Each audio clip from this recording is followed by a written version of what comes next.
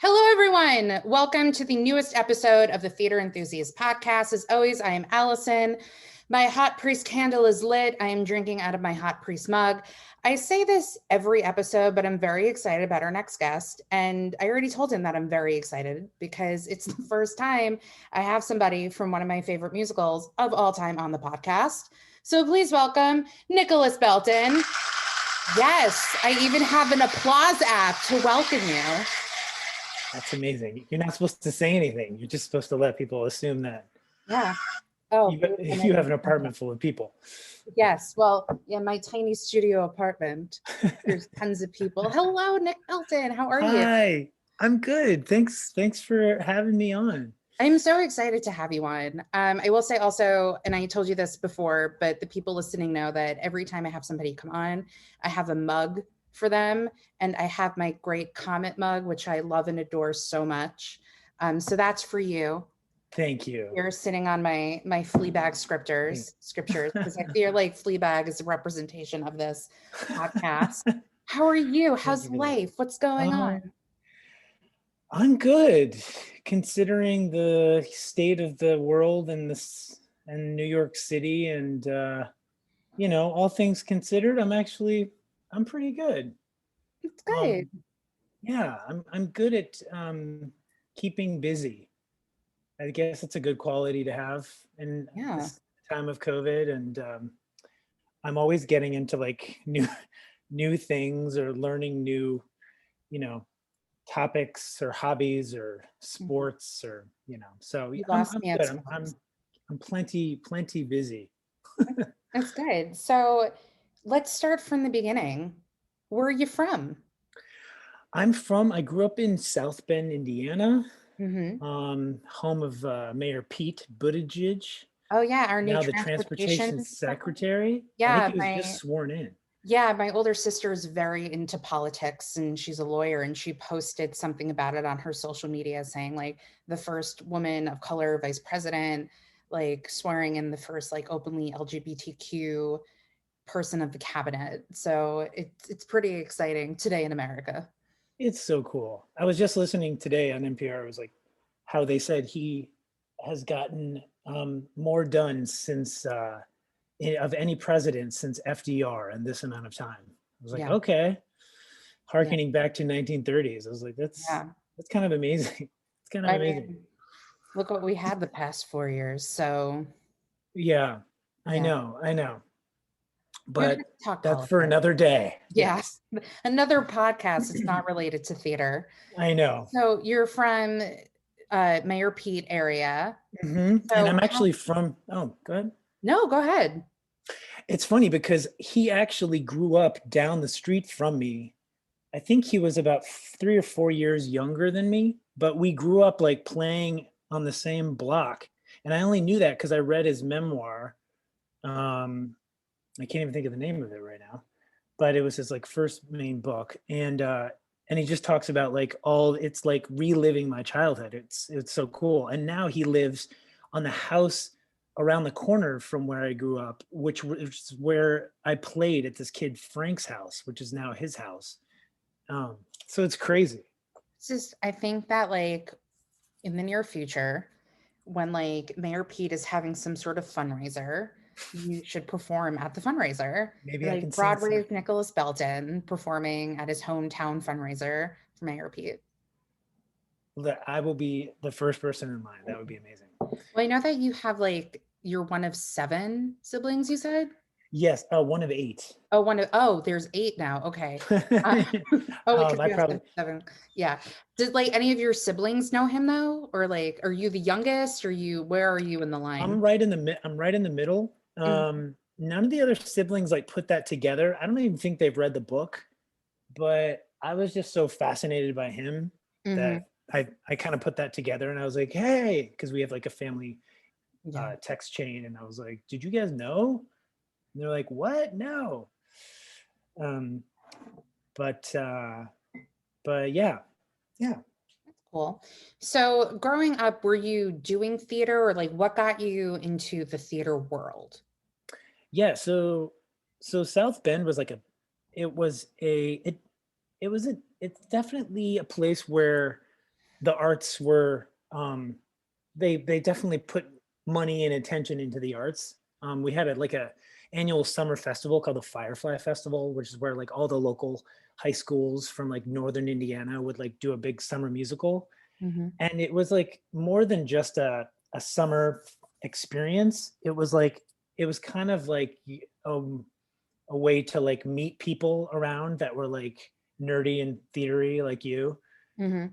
And like those are the people that I'm actually still in close contact with. It was definitely, it was just kind of one of those experiences that brings people together.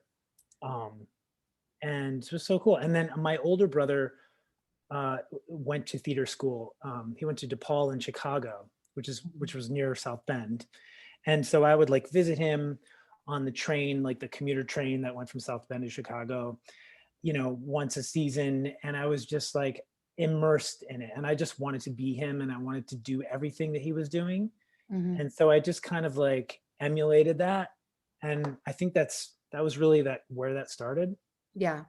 Did you go to because I tried to like do a Google of you, like a deep dive of research. Um and I want to ask you about the notebook reading. Don't let me forget that. And I even made a note of it Sure. because I'm Yeah. like, oh my God, he did it. I need to know everything. Um, Yeah. so did you go to college or Hmm. where'd Yep. you go to school? I went to school in Cincinnati at the Mhm. Cincinnati Conservatory of Music. Mm. Many people Um, on Broadway have gone there, hmm right? Yeah, it was One a of great the schools. education. Mhm.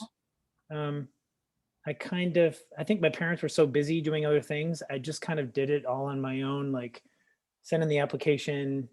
Um, and I didn't even visit, but I'd seen shows like tours that had come through South Bend, and most of the people were from CCM. And so that was on my mind. And I was like, this is where I should go. Yeah. So I only applied there, and I think like the University of Evansville, which had a really good theater program. Um, and uh, I think I got into both, but I didn't find out got into CCM until like right before, and changed my life. It was a great um, experience. Yeah. So did you know like you wanted to study theater? So that's why you applied for these places, Hmm. obviously. I knew I wanted to do theater, so that's why I applied for like a straight theater school. Hmm. Uh, Also applied to DePaul, where my brother went, Hmm. and I also liked musical theater because I could sing. Hmm. And my brother wasn't a singer, um, although he might say he is, but but Well, you have the training in it, so you should know. yeah, right. But I really love the art of musical theater, Mhm. and so I think when I got in, I was like, it's 5 hours from home. It's a state school, so it's relatively cheap. Hmm. Um, and it just made sense. And overall, I'm glad I went there. Yeah. Did you do musicals and stuff in high school? I did. It wasn't like there was like the other big high school in town Hmm. called Penn High School, and they like had all the money.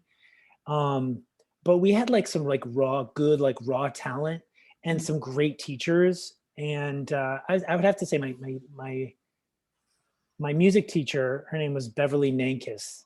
She was the one who really got me like focused on that idea of like applying to theater school Hmm. and using my talents. She was always talking about passion and like following your passion. So, so yeah, I'm glad that she was there. I always feel like teachers are helpful in those ways when you're a young, you know, aspiring student and you don't know exactly where to go because you're just got hormones racing and just all kinds of things going on up there. Yeah. Teenage years. Do you remember, did you have to audition for these schools? Yes. So I auditioned at like in Chicago when I auditioned at actually for all of them. It was kind of like those like unified auditions, or they Mhm. were like, I feel like there's a name for it, especially when they do like summer stock. And I can't remember the name of them because where I went to school, they have a theater there and that's where they film like inside the actor studio. So they would have right. like straw hats. That's what it was. So they Hmm. would sometimes have straw hat auditions there. Straw hats, right. Yeah. Yes. And these were different. These were just like theaters in the kind of Midwest Mm-hmm. that would all go to like the Palmer House Hotel in Chicago in the middle of winter. Mm-hmm. Um, so I had to sing like 2 songs and do a monologue, and so it was all in like a cassette tape because there were cassette tapes back in 1998 or whenever that You don't was. have to age yourself. It's fine. Back in the day. It's okay. It's okay. I'm proud to have lived through to have been a high schooler in the 90s. Yeah. It's crazy. Things are so different now, but I was on FaceTime with my 14-year-old sister for like an hour yesterday. I'm fully aware of what the teenage youth is going through in high school. So, yeah. I know. I keep thinking about like if you put like TikTok and like Instagram and all these things, like if you put those in front of us back in the day, like I wonder, would we have just been the same, just done the same things with them? And You know I what's don't know. funny about TikTok? Because I don't have TikTok. My two of my friends are like, you should get it. It's like, no, thank you. It's like, I'm in my 30s. I don't want TikTok. So on my discovery page on like Instagram, somebody like had a TikTok up on their page and they were like, this is what 13-year-olds dance like when I was younger. And they were dancing to Cotton Eye Joe. And they're like, and this is what they dance to like now when they're 13 and they're doing like this TikTok, like sexy dance moves to Savage. God, Like that kind of it's a stuff. little different. I It's know. so different. I had to teach my 14-year-old sister the Cotton Eye Joe because apparently like that song has revived itself on TikTok. Oh yeah. And I like sometimes like film her and post it on Instagram, like her doing TikTok videos Yeah, just for my own amusement. of course. And Yeah. that's the thing about musically things is that everything is like recycled. Everything is like it kind of comes back in rotation. Yeah. Like the 90s are very big right now. The 90s sea shanties. I can't think of what that is. Like the songs they would like this they would sing on ships that come from like Oh, yeah, like yeah, yeah, yeah. Yeah. like Ireland and the Yeah. UK. Where is that big? Am I like missing out on that somewhere? I heard about it on NPR and they were like sea Oh. shanties are back on TikTok and I Yeah, was like, I what? just watch like Friends or The Office when it's on TV. I don't even listen to that. I'm upset. My wife got me really into TikTok. Mm, um it's kind of like a circus, like the mhm. weird and unusual. There's Mm. so many sides to it. Well, I mean, they created like an entire Ratatouille musical, I mean, the Ratatouille musical. and now they're There's trying to do like a there's a Bridgerton one. Bridgerton. Yeah. Have you watched Bridgerton? It's amazing. I have. Yeah, Did you like it? I did. Did you not like it? I just I it was just It's not for everybody. I get it. well, yeah, I appreciate the artistic Mhm. side of it and just like the glamour and like it was beautiful. Yeah. But just like as the scripts go, like I'm not a 50 Shades of Grey, like Gossip Girl kind of guy. So it's just not in my, you know. Okay, here's my thing about people being like, oh, it's like so sexual, like all the sex, blah, blah, blah. I'm like, there are so many other TV shows out there that has so much more sex in it, like Outlander has For more sure. sex in it than Bridgerton. So I don't even know why they're making that into like such a big thing. And it also like Right. most say sex takes place in one episode. So like I don't know Right. why everybody's making such a big thing out of it. I know. I know. We're like, oh, here, this is where the Duke goes to town. Everybody was like warning us. We're like, oh, okay, here he comes. Yeah. I don't know. Maybe it's for like a younger generation. I don't know. Maybe because we're older and it's just like, we've seen it. Right. And I do love that period too, because it's like it's Yeah. definitely Comet, same time, the costumes, like the wigs, the Queen. It's beautiful. Yeah. I love So yeah. history. So I like, if there's a show I like, I'll like do my research on it. So I mean, I love a good like historical drama. So Absolutely. yeah, that like Yeah. I've binged watched The Tudors a couple of times and it's very bloody and gory for me. And then The Yeah. Borgias. Who was I talking to? I was saying like I was watching The Borgias and they're like, oh, that's so bloody. I'm like, The Tudors is like more, you literally see them like torture people and like rip out their insides. I'm like, I don't need to see that like on a TV show. Like I'll cover my eyes, but still. Right. I haven't seen either of them. No, The Tudors is really good. It's about Henry VIII. I mean, obviously there's some like It's like young Henry Cavill. Sorry, he's my Yeah, celebrity crush, and I don't think he's a very good actor, but he's nice to look at. it's all right when you're pretty, you can. He's really good in The Man from U.N.C.L.E., though. I don't I know don't if you've know seen that that either. movie. No, I don't know a lot. I feel like I just like if it's popular, I'm like, okay, I gotta see it. But otherwise, like I miss like the slightly fringy stuff. Maybe it's not fringy, I'm very, if you have any questions, Nick, you can always text me. but I'm I very will. That's knowledgeable good about to stuff. know. Yeah, especially because like the Golden Globe nominations came out today. And Oh, yeah. Anyway, let's move on. So do you remember okay. what you auditioned with for college? Um, what I sang? Mm-hmm. Um, yeah, I sang I sang Why God Why from Miss Saigon. Mm-hmm. And I will always like I just have a special place in my heart for that show. I Have love you it. ever done it? I've never done it. Have you auditioned for it? I did, but it was like when I first moved to the city and I was like really green when they were doing it at Paper Mill. Mm-hmm.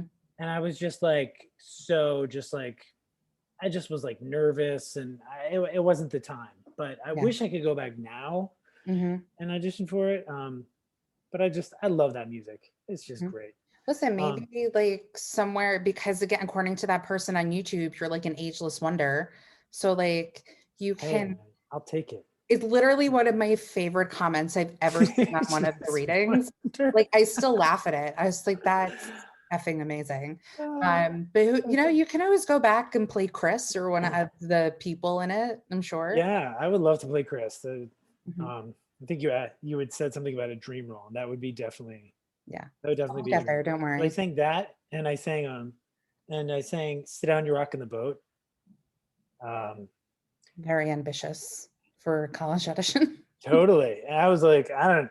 It was they wanted an up tempo, and like, so I think they took me, and they told me later when they accepted me, they're like, we thought you were like a character guy, but actually you're a leading man guy. And but I think I'm a little of both, which is kind of fun. Actually, Yeah, Comet made me really see that. yeah. I was gonna say, like, you got to do that in Comet. Totally. Yeah, Yeah. And that was like how cool to play someone that crazy. old and weird and crazy Yeah. and I get up in remember, people's faces. well, I was about to say like my Comet story, but like we're not there yet. So college happens, you graduate, then Mhm. what? And then I most of the people they do it on purpose. They'll graduate us a semester. We're in trimesters at CCM, so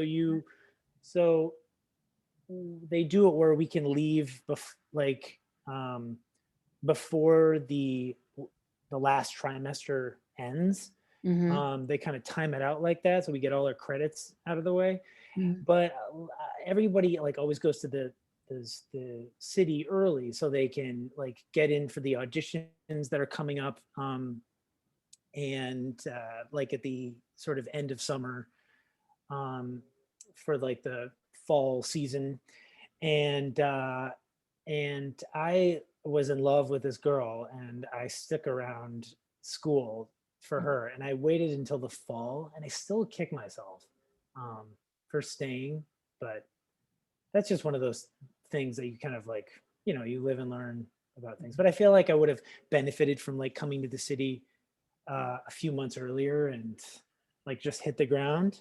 Mm-hmm. I sort of like just like slowly like step my foot in and like put my other foot in. Um, yeah, and I also had like $500 to my name, and I didn't know where I was gonna live, but I made it work. Yeah. Did you watch Pretend It's a City on Netflix? Mm-mm. I highly recommend it. It's Fran Lebowitz. Do you know who that is? No, but I just saw her show. Is that the same thing? Oh I no, don't think she so. has another show on Netflix. I think it's It's called Fran Lebowitz. like something city. I don't what she's in New York. She's a very well-known New Yorker. She's a writer. Yes. And she says, like, you know, millions of people live in New York, they can't afford it, but they make it work. Like if you I think I'm the Fran Lebowitz of my friends. And like I have a friend who's the Fran Lebowitz of my friends. I highly recommend it. It's like 8 episodes. It's just Cool. if you love New York, watch Oh, it. oh, it's called Pretend It's a City. Mm-hmm. Yes, I've seen. Yes, I will. I will watch it. It's incredible. Like I would sit down and like binge watch it again. And I'm just like, everything she's saying is correct. And she's like, I don't like having people come to my apartment because I can control who comes into it. I was like, I kind of feel the same way.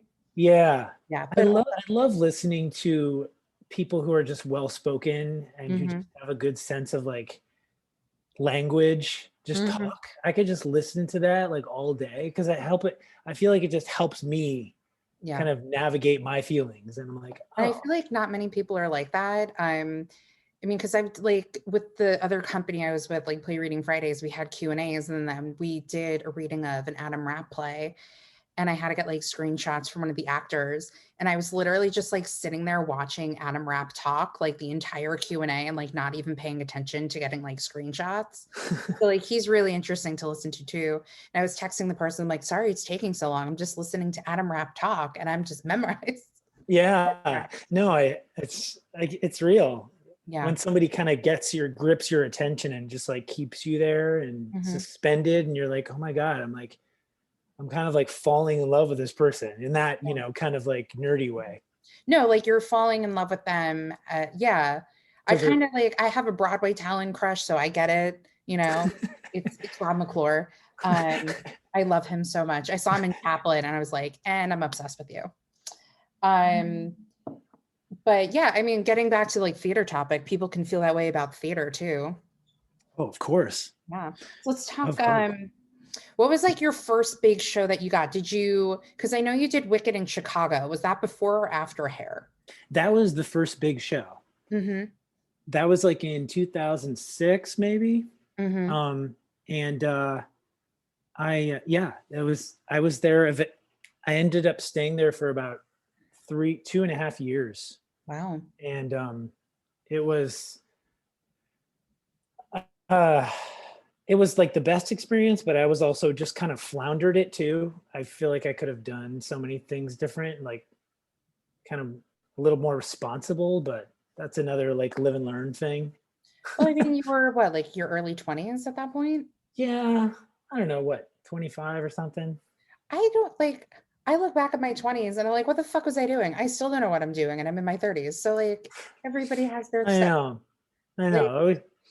Right, but it was a great experience, and like for as like poppy as it is, and you know whatever you want to say about the show, it was so fun to do, and like I don't it was think one of the yeah I don't think I've met anybody who doesn't like Wicked. yeah. Maybe one person, but they don't matter. But they just announced yesterday who's directing the Wicked musical Oh now. my God, I just heard that there's going to Yeah. be a musical. Who's directing it? Oh my God. He directed the In the Heights movie. He directed Crazy Rich Asians. I'm Oh, cool. brainstorming on his name right now. I can see his face. I want to say like Joe or John. I don't want to butcher his name. Oh, But Stephen um, Daltrey was actually supposed to do it, but he had to drop out for whatever reason. who? Stephen Daltrey, Oh, yeah, he I know directed that like name. Billy Elliot and other things. Yeah. Yeah, he would have been Oh, great. John Chu. Yes, thank you, John Chu. Cool. Yeah. I just hope they don't fuck up the casting. Yeah, I know. Well, it's fun. It makes sense because Mark Platt was the producer for all the Broadway, Yeah. And Fran. I'm Yeah. pretty sure I would totally be fine if like Jonah ended up playing, not Jonah. Um, Ben was Bach. right. Jonah's actually done. I did the first reading I ever directed, like back in May, was The Shape of Things, and Jonah Platt was in it. So that's why I'm Oh, like cool. first name basis. Like, yeah, Yeah, Jonah. sure. Me and Yeah, Jonah, we yeah, go me and way back. Jonah. Like he was the one who introduced me to One to Me. So that's why I always send it out to people, like, tell me your schedule so we can figure out when we can rehearse, which I'm waiting on two more people to do that for this next one. I wonder why that. Yeah, I'm excited about that. I'm excited to see that. And it's funny because people are like, yeah, I've been waiting, like this movie take this long to come out and da da da. I'm sure it'll be good. I mean, who knows? Maybe they'll cast like a bunch of unknown people in the lead roles. Yeah, it says they're filming in London. That makes sense. It's interesting. Yeah. Um, Anyway, so how did you get Hair and what was that audition process like? Hair. It It had already, the regular show that had opened at the De La Court Theater had already been cast, and it was like this huge hit, of course. Yeah, I And saw it a few times. How many times? 10? I don't know. I saw it a lot. Yeah. And I saw your cast twice. Oh, okay. All right. You said that. Yeah, and then it had just moved to Broadway. The recording came out early. Yeah. And I listened to the recording and I was like, oh my God, I'm Berger. I have to be in this. Mm-hmm. And it was at a time when I had just like had this horrible breakup. I hadn't left my house in like months, kind of like how I am now, except I'm emotionally happy. Mm-hmm. But I was like, But you go on your runs and you find mushrooms to like make into soups and stuff. Oh yeah, of course. Yeah. Again, I follow you on Instagram. I know what's up.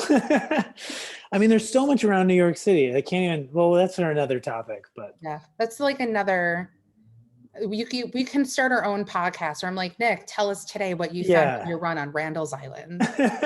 I mean, I'm going there today. I go there like 2 or 3 times a week.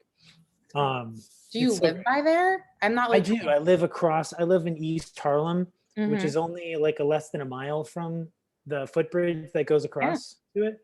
So it's great. And like you can take a bike over there. So I usually bike over and then I'll do like a loop around, or I'll do like sprints in the field and then I'll come back. Because I used to like be into track and be into like cross country. So yeah, you're gonna like work out and I'm just gonna sit on my couch watching TV. So. It's a brain workout. Well, no, I take that back. I am taking an online class that I should like sit down and actually do the work for. Oh, that's great. What class? It's a digital marketing class. I found it through Coursera. It's with the University of Illinois. Oh, cool. Yeah. What do you want to do with that? I have no idea. Something. We'll figure it out. Yeah. So anyway, hair. Oh, hair. Yeah. So sorry, we need to get off topic sometimes on this podcast. So. No, it's funny. I would, and not to get like too deep into it, but I feel like the right shows come along. If you're like right for them, you have to be like emotionally right for it too at the same time that it comes along. And I feel like that meeting just happened to be like in that perfect spot. And I was like, oh my God. And I just kept watching clips of Will Swenson and like the cast doing one of the big numbers, You Got Life or something for like CBS or something. And I just watched it over and over. And finally, I didn't even go through my agent. I just submitted something to the public casting people, and they called me in, and about 10 auditions later, holy shit, I literally like should have been getting paid at that point, but everybody's got those stories. But they called me and they're like, hey, we want you to be in the show, in the new cast. So for those of you who don't know, the show basically closed on Broadway and then reopened with the same cast on the West End. And they basically opened the show on Broadway overnight with a completely new cookie cutter version cast. And so we were rehearsing at the same time while the show on Broadway was going on. And then we just like basically took their place. Yeah. So I was in that new cast. Yeah, it was Ace Young, Kyle Riapko. I'm amazed that I remember this. Diana DeGarmo. Yeah. Annalie Ashford. Yeah. You in the ensemble.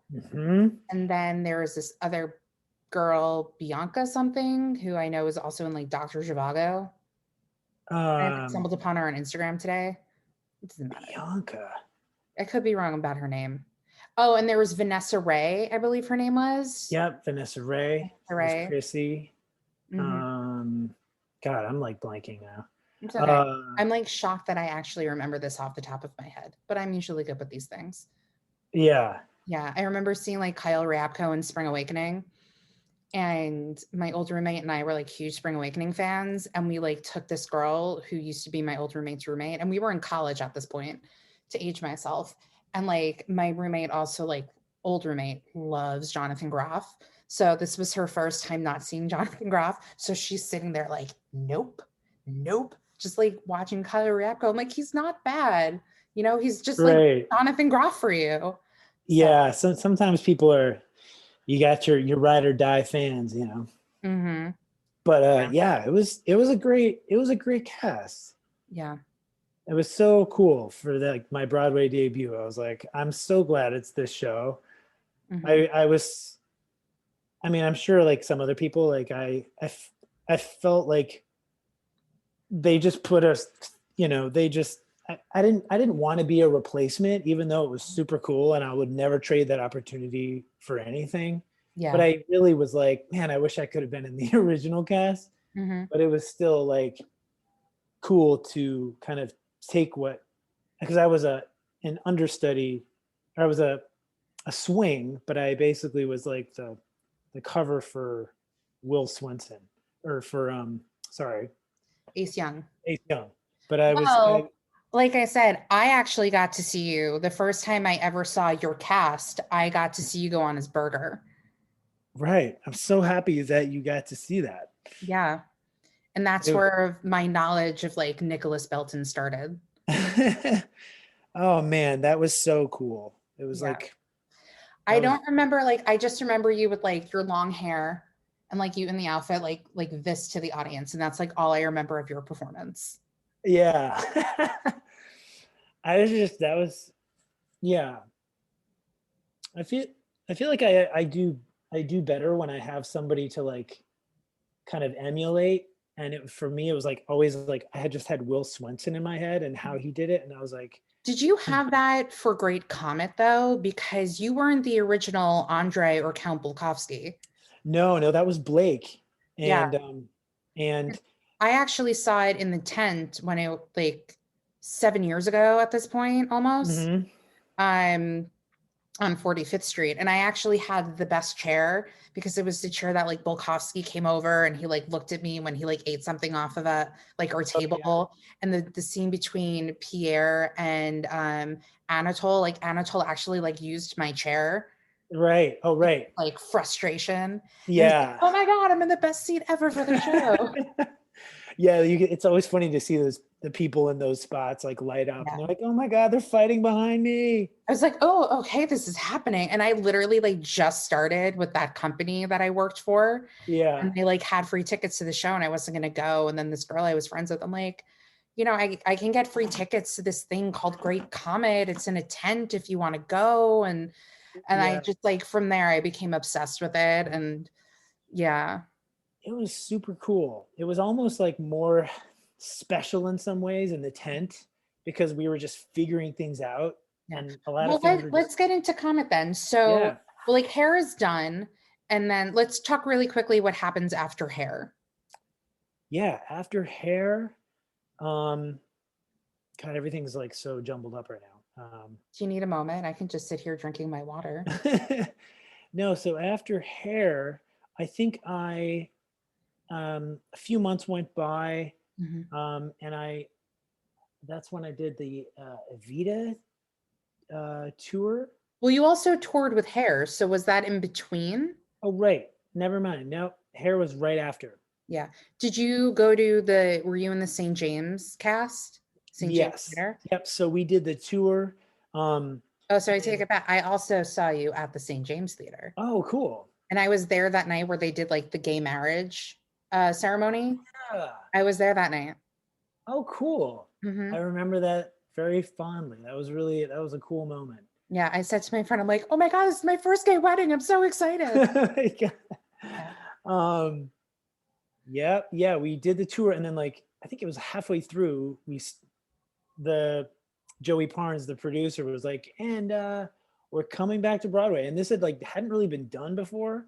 So Hmm. Hair was like one of the first shows to like actually come back, Yeah. or Can kind of I come from the ask, board. so did you audition for Burger for the tour? How did that work? No, they just basically offered it. They So I basically apologize, there's sirens going on right now, so I don't know if you can hear that. no, Okay, great. sounds like the city. I was Perfect. just like immune to it at this That's point. what happens when you're like building faces 8th Avenue and there's like a fire station on 49th Street, Oh, so you're like right in Hell's right in Kitchen. the heart of it. Um, no, I think they were like, well, he's not a good swing, so we'll Oh just no. put him in the tribe and then make him a burger, understudy. Did you only understudy Burger? You didn't understudy anybody else? Yep, just burger. Oh, burger and Margaret Mead. Nice. But I wasn't a good Margaret Mead, so I stopped doing that. I think I Did went on you like do it on Broadway or did you just do once. Burger on Broadway? I did it on Broadway too. Mm, Um, and it wasn't my jam. I didn't feel comfortable. I didn't believe myself, so it's yeah. like that's never a good thing. Well, I just find it like our next with Reasons, we have Andrew Colbert in it, who was Margaret Mead. So Right, and he yeah, was so good. he was so great. That was my first time ever seeing him in something. Yeah, he was great. But yeah, my broad shoulders and my like voice just didn't match for whatever. Sometimes things just they look good on paper, but they just don't work. Yeah. So that was one of those things. But yeah. So yeah. So Mhm. sorry, go ahead. No, I'm just trying because I know we're limited on time, so I just want to move along. So hair is done, and then do you get a Vita, or is there like a lull between? I think there might have been like a 5 or 6 month lull in When did the between. last 5 years happen? Oh, the last 5 years. Again, Google. Yes. Deep dive into That was a Google. really cool project. Hmm. And I didn't have any expectations, but it was just outside of the city.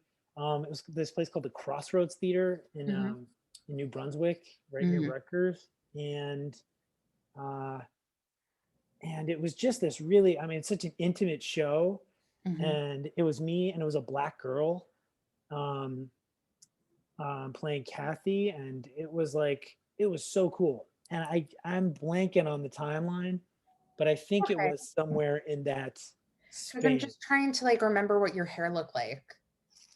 It was kind of like Base it this. on like your timeline of hair. Oh, my hair, Tamara. Yeah.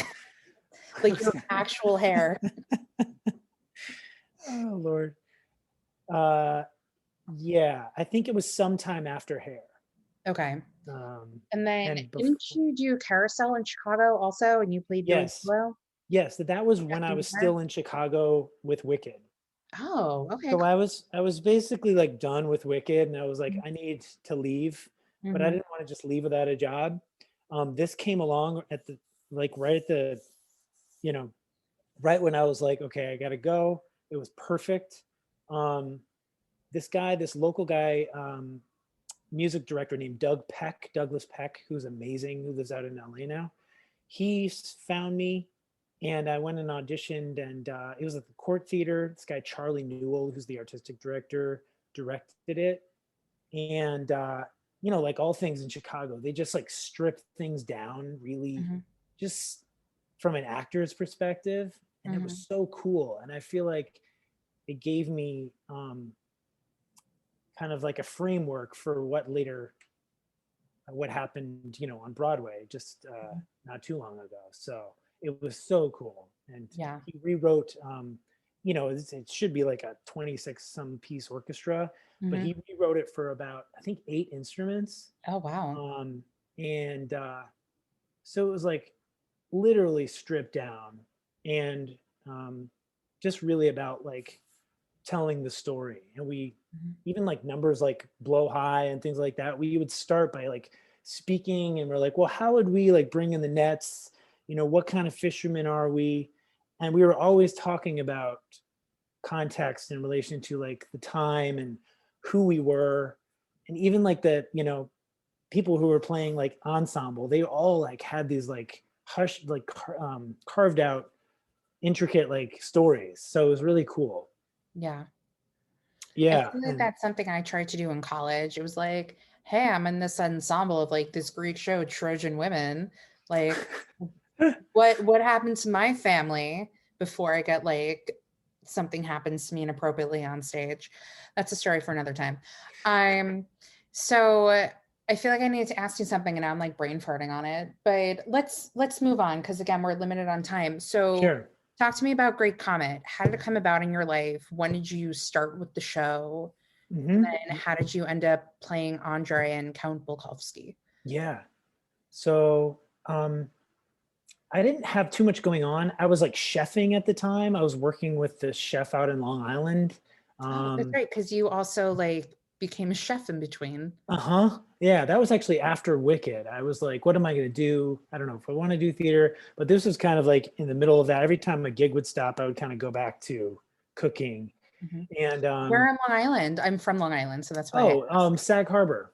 Oh, okay, the Hamptons, the Oh, fancy. in the Hamptons. Yep. Yeah, And my friend, the fancy place of Long well, Island. it was like a beach like burger place. It was Yeah. called LT Burger. Uh, I can't even tell you the last time I've been to the Hamptons, to be completely honest with you. Like yeah, yeah. I mean, it's Hamptons is not my vibe. It's a little too snooty for me, but I can appreciate like how just it's the Hamptons. So it's like yeah. so, I you know. mean, I'm story for another time. Anyway, Yeah. but Um, but yeah, I was out in the Hamptons. I was like working with my friend Andrew, who's the chef, and I got a call to audition for this like weird thing, and they were like, "Yeah, we sent an audio to listen to," and so I listened to it, and it was like Dave Malloy singing all the parts, and he was like, "Hello, how are you?" And there's no like that's a music great behind Dave him. Malloy impression singing, by the way. Uh, yeah, and just put it down on Great. tape, and then Yeah. so it was like literally him and like a synthesizer, and I was like, this is either like the worst possible thing ever written, or it's like completely genius. Yeah. And it turned out to be really genius. Oh my God, I'm very upset that he did not win orchestrations at the Tonys because if Khan was going to win at least one award, it I should be know. orchestration. I think he kind of. I mean, I'm biased, of course, but I think he got robbed. He was. I agree. I mean, listen, I'm an award show person. I know how award shows work. I get it. But like, if anybody should have won a Tony Award, it should have been orchestrations for Comet. I agree. I completely agree. Am If I getting any a tour of your other, house now? yeah. Nice. Let's see. They're spelt. I love cooking with Ooh, spelt flour. So, I like how I'm like leaning in. Oh, very nice. can you smell it? Let's see. They have a little bit more time I do have a left. like cinnamon caramel swirl candle that I can put on. To Like, I kind of think you're a person. give you the idea. Yeah. I had a Let's hot see. cocoa and cream candle going on because I was like, I wanted to smell like so cozy my apartment when it was snowing on Monday. Oh yeah. Yeah. Um, but anyway, yes. So I went in and auditioned, and it said you had to play a guitar. So I basically had to teach myself how to play guitar, which isn't too complicated for what we had to do. Hmm. Or oh no, I had to come in with a song. So I came in with like a Mumford song, and and a week passes and I don't hear anything, and then I get a call and they're like, yeah, they they want you to be in the ensemble. They're not sure where it's going to be, but it's Was like this after Ars Nova? this was Or after Ars Nova, okay. and they didn't have a space yet, Hmm. and so like yeah, it's but they want you to understudy Dolokhov and Bolkonsky and be in the ensemble and make like 500-600 a week or something, whatever the off Broadway salary is. Hmm. And I was like really about to say, I was really like talking to my agent. I was like, I'm not, I need to make more money. Like so many conversations you have with your agent and theater, because theater workers I are, wouldn't know, but I'll take your word for it. So in my opinion, are just, yeah. notoriously underpaid for what they do. Yeah. But that's another topic. Hmm. But eventually, Listen, you're welcome to come back onto the podcast anytime. We can do thanks. part two, Nicholas Belton. We'll do part two. Hmm. Um, but eventually, I was like, yes, I'll do it, and I'm so glad I did. Hmm. Um, Did your because it agent have to opened like up. talk you into it, or you were just like, fuck it, I'll do it? No, he did talk me into it a little bit, and I sat with it, and I was like, okay. And it was just it turned out just to be the coolest summer. And I was like, we rehearsed the show. I met all these like cool people and Rachel Chavkin and Pippa, and it was just like, it was really just something like completely new. I'd never done anything. They right when we started rehearsals, they found the space and they're like, it's going to be in this tent under the High Line across from the Standard Hotel. And I was like, even then I felt skeptical. I was like, what? And I went there every day, and it was like slowly becoming a thing. And they're like, oh yeah, and by the way, there's going to be a restaurant on the side, and they're going to serve pierogies, and like, they're going to have VIP tables where they're going to be like, giant platters and trays of, smoked meats and fish, and it's going to be like super Russian. And I was like, whoa, this is crazy. And it was crazy. I can't, and just the fact that it actually happened, and all the permits that had to happen to make it happen, was kind of just, in my head, a miracle. But maybe Howard Kagan, the producer, just knew all along, and he was like, it's going to be a hit. But it was like the cool thing to do that summer. And it was like, basketball stars and movie stars and everybody and their mother were trying to come see the show. And it was just cool to be a part of it. And I was so grateful to be making such a little amount of money, and just to be like there every day. Like, we would have a deck out back where we would go and like watch, go outside, and you could look up at any time of day and see like people like having like, sex in the Standard Hotel, because everybody would like rent those rooms for that reason. And There's this movie called Shame with Michael Fassbender, and Steve McQueen directed it. He directed 12 Years a Slave. And they actually do have like a sex scene where he's like up against the window with a girl, like taking her from behind, like at the Standard Hotel. Yeah. And that's why I'm always like, when I walk the High Line, I'm like, I could never live here. Like, you can't walk around naked if you wanted. Right. Yeah. And I think that's, people specifically rent those rooms to be like, voyeurs, and like, it's so crazy. But it was just so fun. And like the musicians would be out back with us. And those were my biggest, fondest memories, were really like, Mark Dover, who played the clarinet, would like play a little lick, and somebody would be like tap dancing on the side. And you're just like, where am I right now?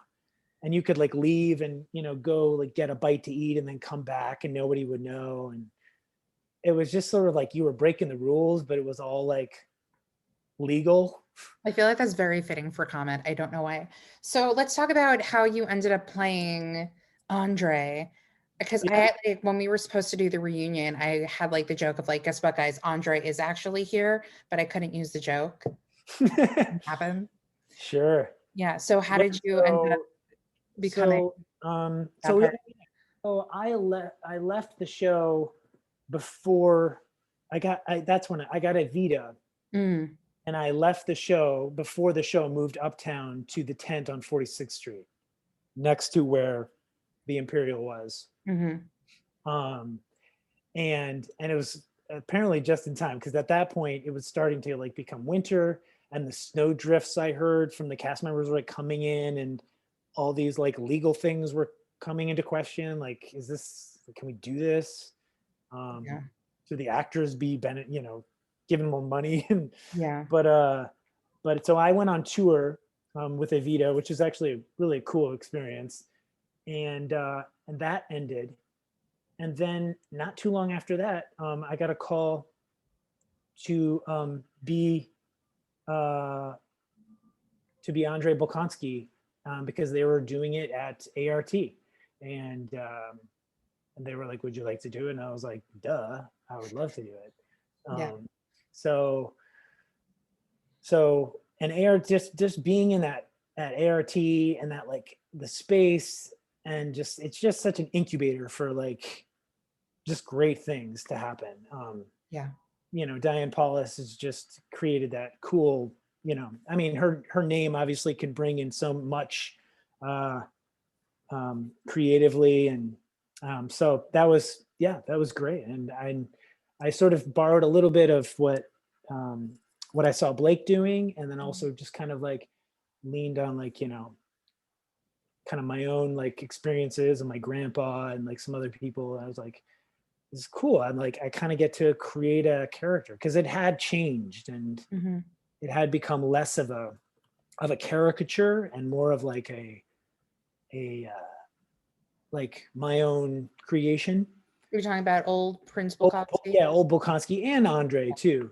Yeah. Uh, but yeah, that happened, and then sort of halfway through the run, we were on our way to a party, and it was in like the snow, and Rachel ran up and she was like, "Hey," just sort of small talk, and then she was like, "Okay, so you can't tell anybody, but the show's going to Broadway, and it's going to star Josh Groban, and we want you to be a part of it." And I was like, "What?" And I just like that just made me so happy, and I was like, I cannot tell you how happy I am. And also it was just I was trying to like hold in my enthusiasm. I didn't want to nerd out too much in front of Rachel, even though you can do that all day because she's like right there for you. Yeah. And then we started rehearsals like I don't know, about 5 months after it ended at Mm-hmm. I'm just throwing months out, but something like that. However long. Yeah. But it's funny because like when it was because I was waiting a very long time as a Comet fan for it to come to Broadway, and then they're like, it's going to be in the Imperial, and I was like, how the hell is it going to work there? I thought it was going to go to like Circle in the Square or something, That's but what I thought. yeah, I can't. Yeah. Like I'm exhausted just walking up like a flight of stairs at like a theater, so I can't even imagine what it was like for all of you running everywhere. Oh my God. Yeah, there were so many talk about like rumors flying around. It was like where it was like every day. It was like living in the Trump era. It was like you didn't know what was going to happen because it was like something new would come out and Howard Kagan would announce something and be like, "Oh my God, is this like really is this happening?"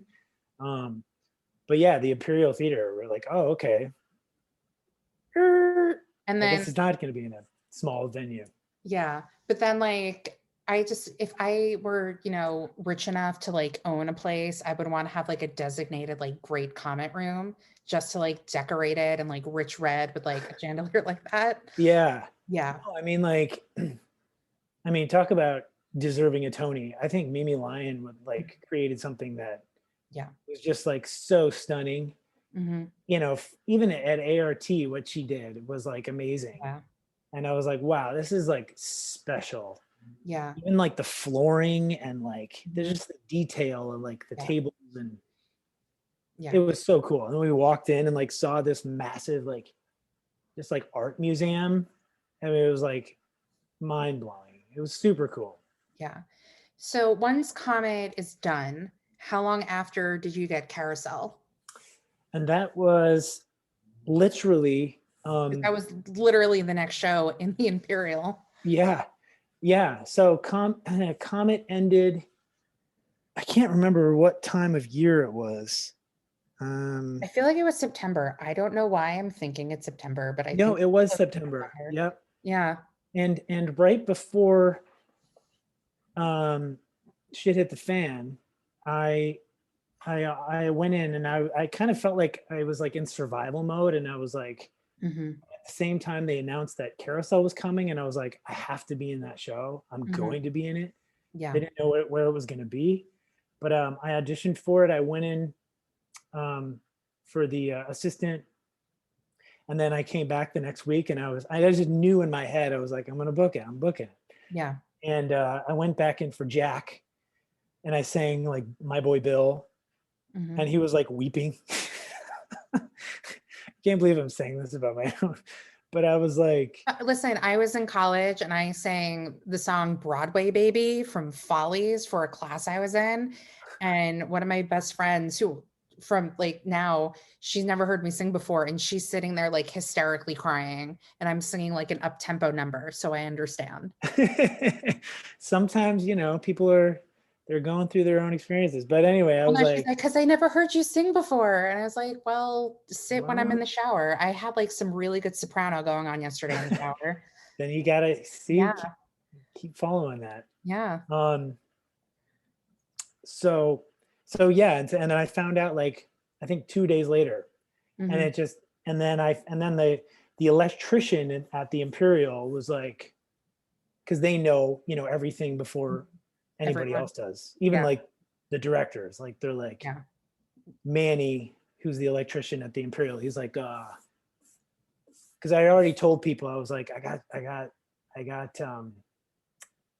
Carousel, and people were like, oh my God, that's so cool. And it felt cool because I never like booked something while I'm still working to just jump into another show. So that was Yeah. like, wow, that's cool. I'm Yeah. proud of myself. But he was like, hey, Nick, so guess what the next show's going to be? I was like, I don't know. He's like, Carousel's coming in here. I was like, what? He was like, so you don't even have to like, you could just put your stuff in the locker. You don't even have to like move your things. And I was like, what? And that was like the best news. Yeah. So, Did you originally audition for, well, I'm sure they had Joshua Henry already booked as Billy, but did you go in knowing that you were going to understudy Billy Bigelow? yeah, I knew that Joshua Henry was the part. So I was like, you know, I I don't want to just be an understudy always, but this was one of those things where like even if I were to go on just a few times, it would be just worth it. Yeah. Um, although after doing the experience, I might say otherwise, but it was still worth it. Okay. Because And you much of like my wanted time to was do it actually more than spent. you did What? to perform the role more, you're saying? Yeah, I actually only ended up going on twice. Oh, wow. Um, I saw and it, but I did not see you as Billy Bigelow. And yeah, Carousel is one of the like maybe two musicals where I just cry. And I was seeing yeah, with a guy friend of mine, he's like never seen me cry before. I was like, just to forewarn you, I'm gonna cry like during the show. It's usually when he like spoiler kills himself up until like the entirety of the second act. I'm just like weeping. yeah, yeah. I That mean, and like in the piazza. hmm it's one of my favorite shows, and I think having already done it, Mhm. um, I was just like coming into it with so much like optimism and excitement um, and yeah. So I only ended up going on twice, but it was just even for that, it was so worth it. Yeah. Just to be up there and sing that music with this like massive, you know, 32-piece orchestra under you. Like it was amazing. Yeah. And you got to do it at the Imperial, which is And I pretty, got to do it. I know it was like it was really special. yeah. So we do need to like wrap it up. Totally. Yeah. Um, um I don't know how quickly we can wrap this up, but let's try. yeah. So talk to me about Sunday Theory. Where did that come about? How did that start? And Yep. all of those things. Sunday Theory, I think originally, so Sunday Theory is just to give folks a context, just to tell people what it is. It's a lifestyle site that my wife and I created. That's basically just about all the things we love that involve food, treating yourself, like self-care, travel, and basically just all things beautiful. Just surrounding yourself with beautiful things and Mhm. like living that way Yeah. to an extent. So, but my wife met me, we met on the Avita tour, and I wasn't overweight, but I was just not healthy. And um, I would mentally, I don't think I was very healthy either. And she was like, you need to read this book. And it was called Clean. And it was just about your gut and mind connection.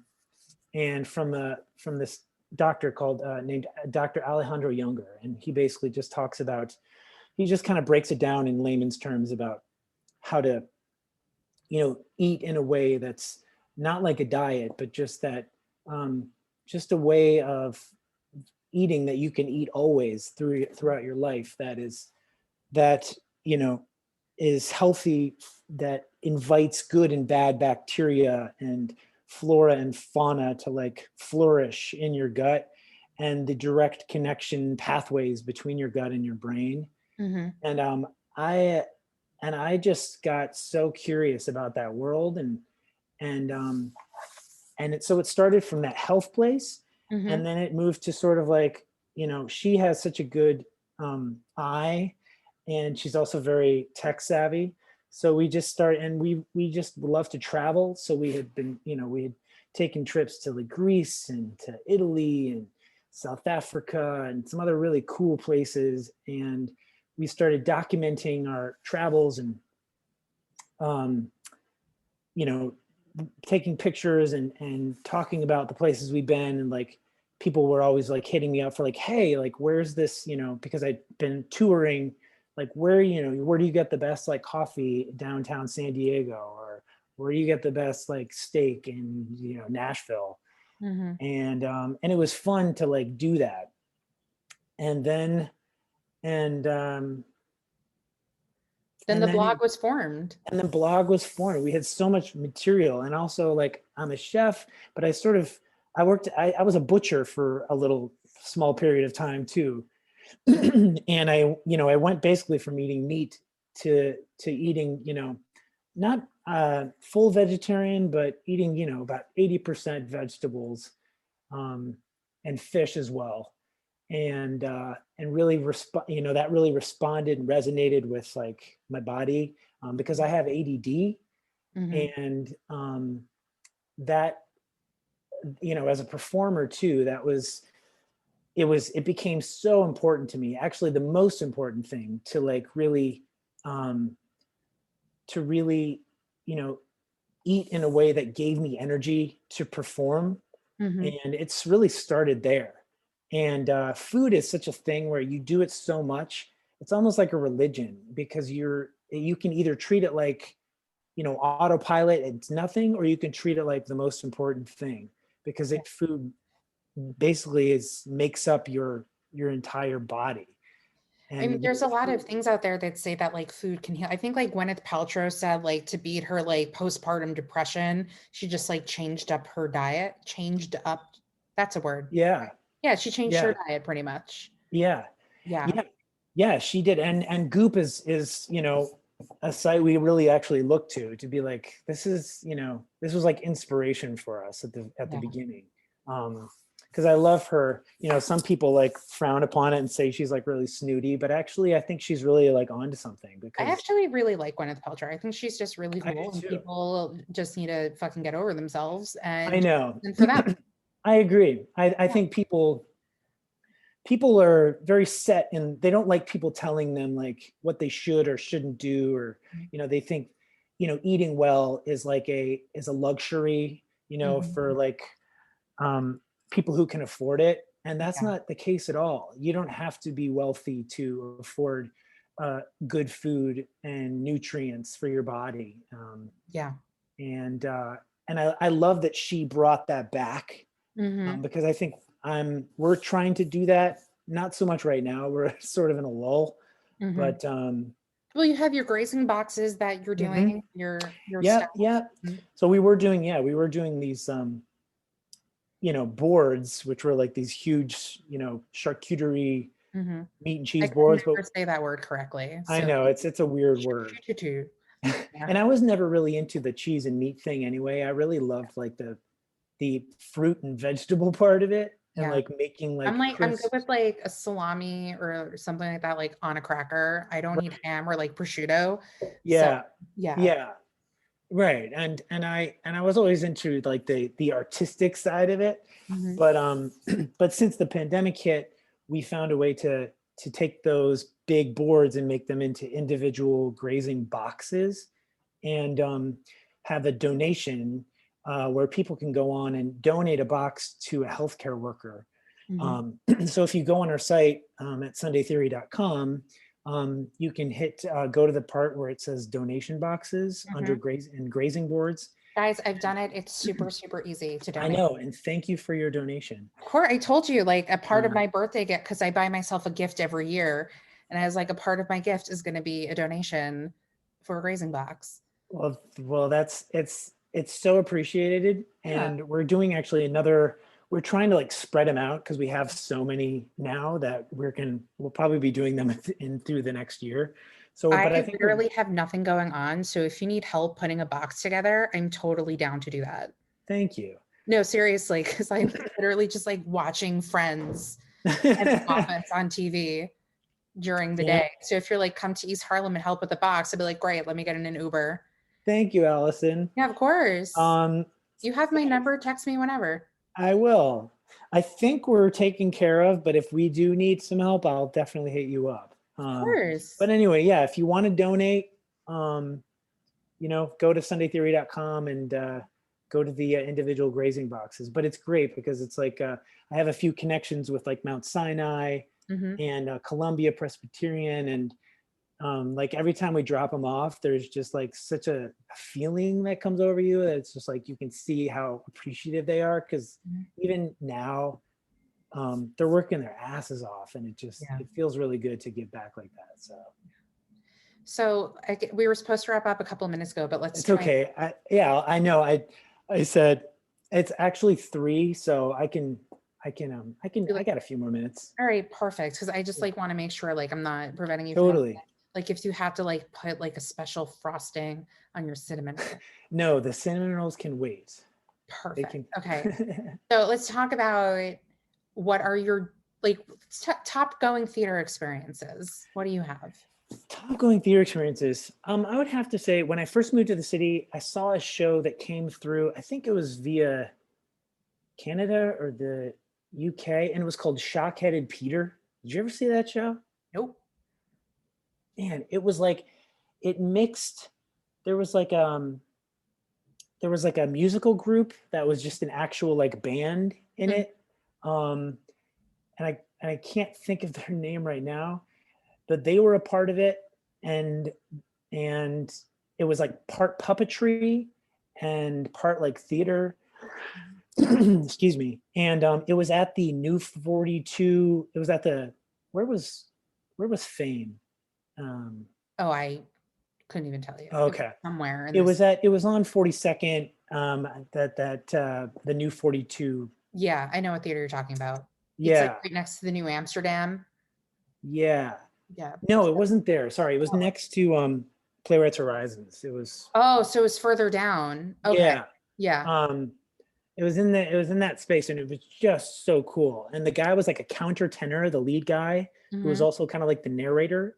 And Shockheaded Peter is based on these like German nursery rhymes about like, if you like bite your nails, like Shockheaded Peter's gonna come and like snip your fingers off. Yeah. So it was kind of dark, but he had this like really high voice, and he also played the accordion. And there would just be moments where you would cut to you being in Great Comet years later with Josh Groban playing the accordion.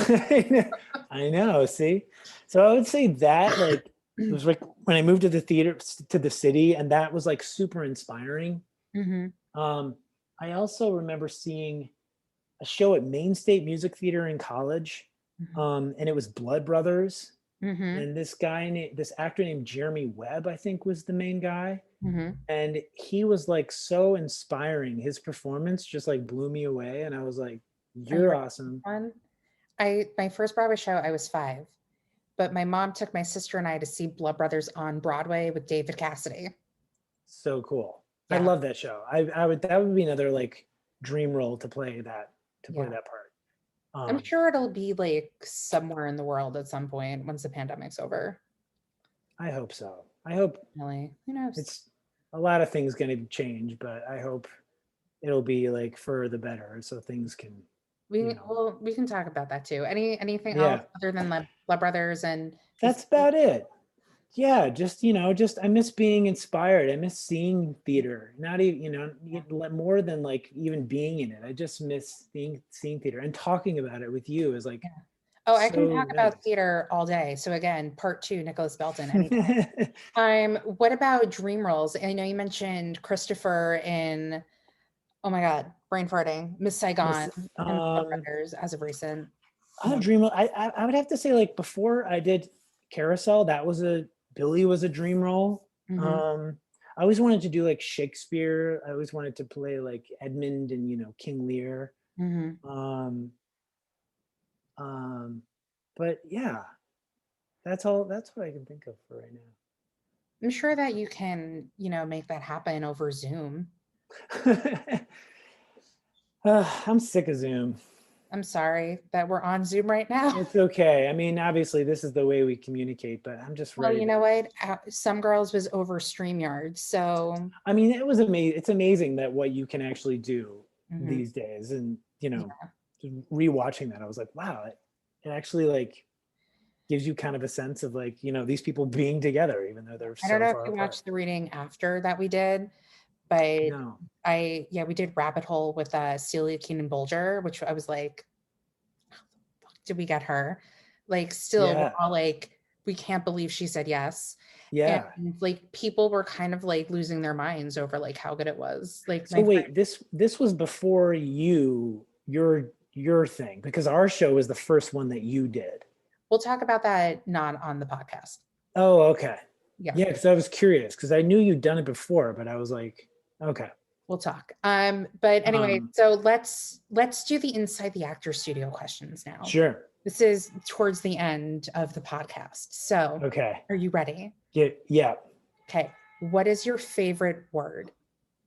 Mm. Oh man. Um, geez, are these like rapid fire? No, not at all. Unless Uh, you want them to be, but they don't have to be. oh man. And for anyone who's listening, I did tell Nick before we started the podcast that if you are on Bumble, please try and use Inside the Actor Studio questions to ask the guys things, because I've done it. I don't know what my favorite word is, but I have a new word section on my notes that I always write down when I hear words that I don't know. And Mhm. contemporaneous is a cool word, Yeah. which I means don't like know why that just reminded me of pepperoni, but you know, occurring at the same time. Mhm. Um, yeah, favorite word, contemporaneous. Prevaricate, to Any speak more? or act in an evasive way, Nice. It sounds like Shakespeare. aka Donald Trump. Oh God, can we not? Uh, There was this thing that I saw on somebody's Instagram, and they were like, and it was on CNN. It was Don Lennon, and he was like, "All right, we got to talk about like this thing, you know." So Omarosa, and he had a female Black person on, and she goes, "Don, no." She's like, "It's Black History Month. Do we have to talk about Omarosa?" So yeah. yeah. And I just like, and I still watch it. And it was only like 2 days ago, and I still laugh my ass off about it. And I was literally thinking about Omarosa the day before, how she's like going to try and make herself relevant again. Anyway, what's your least Anyway, favorite word? least favorite. I don't Yeah. know.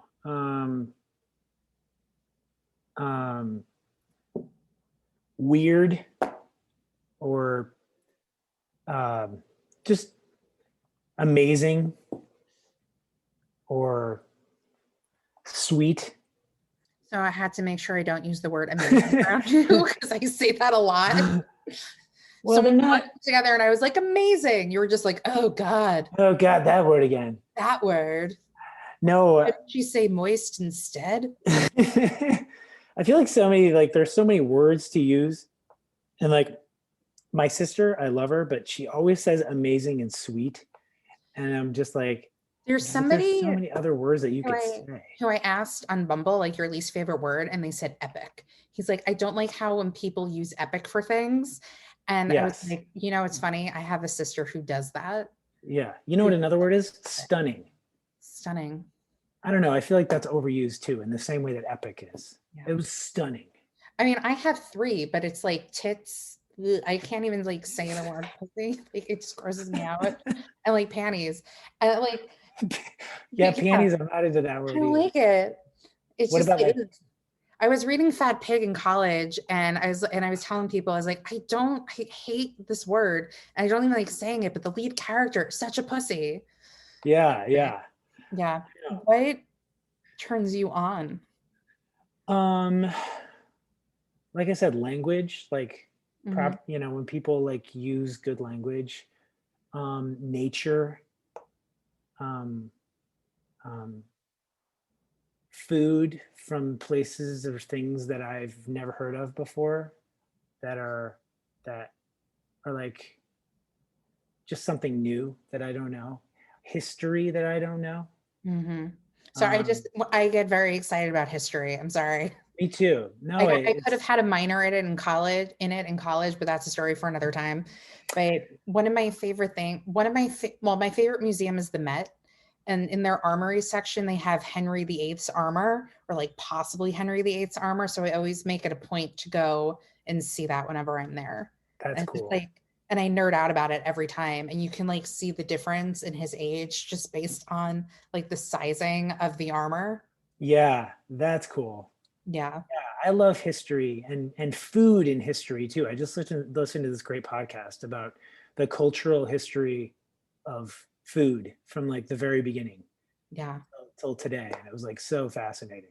You should start a podcast about these things. You I don't- Sunday Theory podcast. Boom, I ideas. know, right? What turns you? Oh wait, right? What turns you off? Um, um, when I would say the recent phenomenon of just see, I love TikTok, but I also don't like how edited life is now. Yeah. I love spontaneity. I think that's why I miss theater so much. Mm-hmm. And I feel like we live in such a world and a bubble that is so like everything is edited behind doors and then, you know, um, just presented in like a finely, wrapped package that isn't really life. But that's You so know? interesting you say that, and I'm going to do this really quickly because we have like 3 minutes. But Yeah. because I'm also have a very big entertainment knowledge base as well, and I go on Just Jared to like entertainment news, and they have this documentary coming out to HBO Max, and it's something like fake influencer, and they like follow these people and they kind of like tailor made their social media to try and get them to be influencers. Just so it's like social experiment to see if they can turn these people into influencers, like just by like manipulating their social media. Right. Yeah. That whole thing is just like, scripted television, like, I'm sorry, scripted reality shows, like all that just like turns me off. I think you just need to stick with like competition reality shows and you'll be fine. See, I love that. Blown I love it. Away on Netflix. It's about glass blowing. You will thank Oh, I me. just saw this. Oh my Okay. God. Yeah. It's the second Really? season came out last week. That's what I was doing this past Sunday. I literally just like sat there binge watching it the entire day. And I was like, this is the best ever. Okay, I'll check it out. It's so good. Okay. Anyway, Um, what's your favorite curse word? oh, I don't know if it's a curse word, but jackhole. I'm here for that. I like it. It's not used enough. Um, yeah, I feel like it's a good way to like say something without, just throwing the F bomb around, just Yeah. calling someone just being a jackhole. Yeah. I got that from Alicia, my wife. She inspires me every day because she's like, you would never think of some of the things that come out of her mouth because she's very unassuming. She's surprising in so many ways. You can, I mean, I like to think I'm, like I said, like good with casting and I can just base it off of like looking at people and I'm a good judge of character and I can see that about your wife. Yeah. It Yeah, yeah. brings out the point. What sound or noise do you love? Mm. I love ASMR. I love like the noise of food cooking. Mm-hmm. Um, I I love felt like, like imagine doing a Neil Butte reading as ASMR. oh man, totally. That's why I love that small mouth sounds. Did you see that? No. Oh, it was Rachel Chafkin directed it after Comment, and it was just it's like this retreat, and this guy's talking on this microphone, and you can hear it's like listening to NPR, Mm-hmm. and you can hear like every little sound of this guy's voice, and it's just so interesting. Um, but yeah, I love yeah, and like the sound of like soap being carved with a knife, things like that, or like taking like a branch and like going against your Yeah. hand. I like the sound of like scissors when you're getting your hair cut. Oh yeah, Really yeah, weird, I know. yeah. What sound or noise do you hate? my current Uh, is the amount of sirens going off right now on 8th Avenue. yeah, sure. I hate that too. I Yeah. hate sirens and I hate anything that is opposite of nature, Mm. anything like artificial. I love being in the woods and like listening to like the sounds of like birds and like water running Hmm. and or water falling Yeah. and I love the sound of rain, so I completely understand. rain. Yeah. Yeah, those are all good sounds. So very quickly, because like time is up, Yeah. what profession other than yours would you like to attempt? Hmm. Um, um, I think like functional medicine, Hmm. sort of like what I'm pretending to be now, which is like, like really just talking about like into health. Hmm. Um, but functional medicine by way of like um, mixing like, Chinese medicine and Ayurveda and things that really break down the body and like the whole body. Hmm. And like the study of like mushrooms and mycology, like Hmm. being a mycologist, um, and studying mushrooms and growing mushrooms and making tinctures out of, which I already do now, but like doing it as a profession. Hmm. Um, like reishi, turkey tail, lion's mane, like I feel like I can picture you in like 10, 20 years from now, just like living in a cabin in the woods, like growing yeah, mushrooms. yeah. So these are like, these are some of the things that I have. Oh yeah. And I make tinctures out of these. This is lion's mane mushroom, which is really good for your brain. Isn't that what you found on Randall's Island? Yeah, but that was like dirty stuff I found in Randall's Island. This is turkey tail that I found in the Catskills that I Oh, cool. soaked in, and so I just take like a little, quarter teaspoon of a day. This is it's called astragalus, which is really good for your immune system. Yeah, no, I And saw this, that on your Instagram. yeah, That and this one is specifically. this is reishi mushroom, Mm, and so I I take them daily, and I never get sick. that's And so great. they have, they supports like your whole, just your liver and your heart and your, immunity, and especially I think right now too, those things are like more important than ever. So Yeah. yeah, that's what I But would be. Sorry, I'm talking so much. no, it's fine. I'm trying because I know you need to go. What profession Yeah, would I you not know. like to attempt? I'm sorry. No, go ahead. What did you say? I was like, what do you not want to attempt profession wise?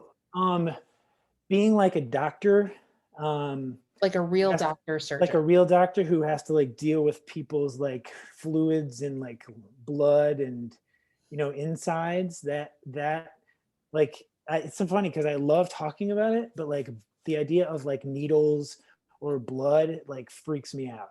Yeah, I'm It's making like a like phobia. yeah. So last question. If heaven exists, what would you like to hear God say when you arrive at the pearly gates? um I forgive you. And students, and these are your students. That's my And James Lipton. and these are your students. Yes. And I forgive your student loans. No, Well, actually, I paid my student loans off. that's But I hope great. they don't. I hope Biden doesn't do this like student loan thing, because that will make me so mad. I didn't have student loans, so I it doesn't pertain to me. So I always feel bad when I tell people that. So I always like hide my face. I'm like, I No, didn't it's have okay. any. You should be proud of that. Yeah. I also got a merit scholarship when I went to college. So There you somebody go. was like, that's because you had really great like teacher recommendations. I'm like, amazing. Good for you. Thank Well, you. I'm jealous. You should don't hide behind that. You should embrace that. Yeah. Well, I mean, who am I talking to now about like non-existent student loans? So yeah, So people. good to talk to you. You Sorry. too. Yeah, I was Well, let me just end the podcast now so I can stop the sorry. recording. Nick, thank you for joining. It was a Thank pleasure you. as always. And I'm going to end the podcast now.